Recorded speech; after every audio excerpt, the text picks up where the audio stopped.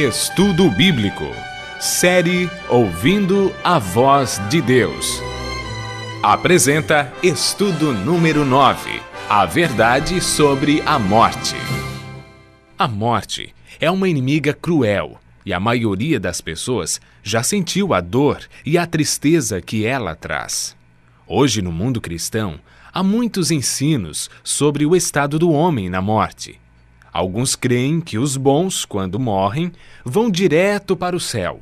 Se não foram pessoas boas, terão um período de férias no purgatório, ou vão direto para o fogo do inferno. Outros acreditam na reencarnação. Vamos ver o que a Bíblia diz. Antes de compreendermos o estado do homem na morte, precisamos saber sobre a origem da vida.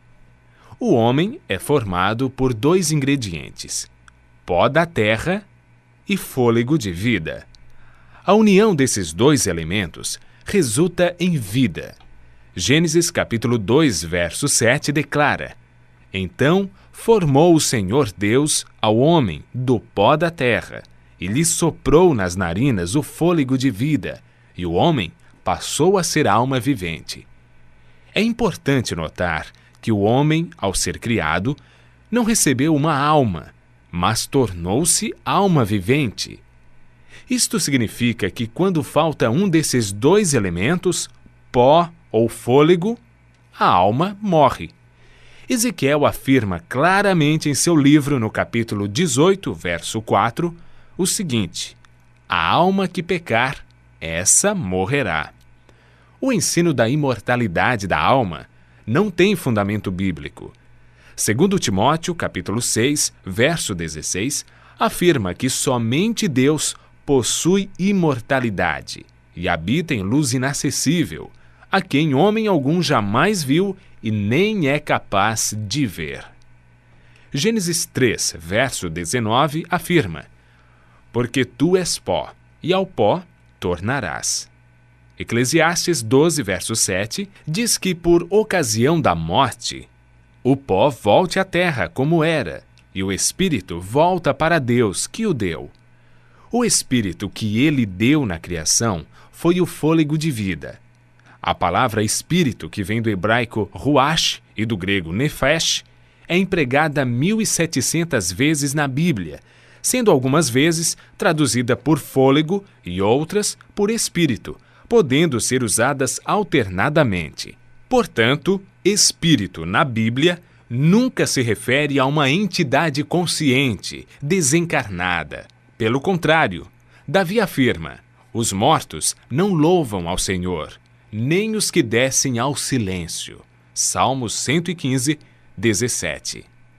O homem, ao ser criado, recebeu imortalidade condicional. Para mantê-la, deveria viver em obediência. Gênesis capítulo 2, versos 16 e 17 diz: E o Senhor Deus lhe deu esta ordem: De toda árvore do jardim comerás livremente, mas da árvore do conhecimento do bem e do mal não comerás, porque no dia em que dela comeres, certamente morrerás. Deus declarou claramente: morrerás. Foi Satanás, através da serpente, quem declarou: É certo que não morrereis. Essa foi a maior mentira do universo que se mantém até os dias de hoje. Adão e Eva conheciam apenas um mundo cheio de vida, e a morte era um mistério. Eva desobedeceu a Deus, comeu do fruto proibido e o deu a Adão. Como resultado, o que Deus disse se cumpriu. A morte, a dor e o sofrimento passaram a existir.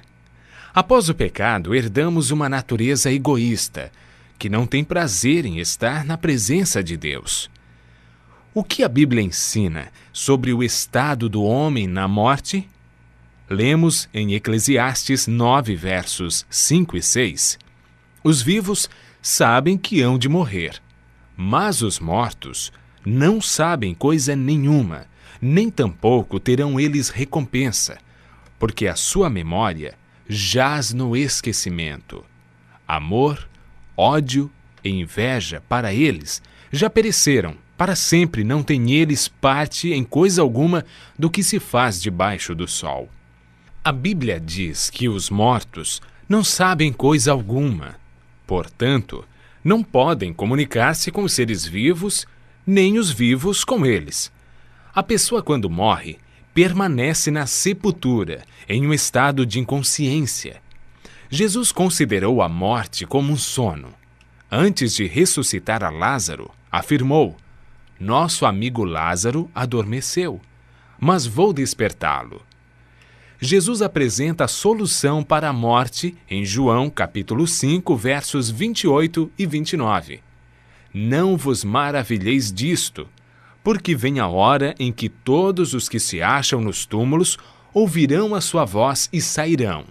Os que tiverem feito o bem, para a ressurreição da vida, e os que tiverem praticado o mal, para a ressurreição do juízo, que ocorrerá após os 1000 anos. O que receberão aqueles que participarem da primeira ressurreição, a ressurreição da vida? 1 aos Coríntios, capítulo 15, versos 51 a 53, declara: Eis que vos digo um mistério. Nem todos dormiremos, mas transformados seremos todos, num momento, num abrir e fechar de olhos, ao ressoar a última trombeta. A trombeta soará, os mortos ressuscitarão incorruptíveis, e nós seremos transformados, porque é necessário que esse corpo corruptível se revista da incorruptibilidade, e que o corpo mortal se revista da imortalidade. Desde que o homem pecou, perdeu a imortalidade.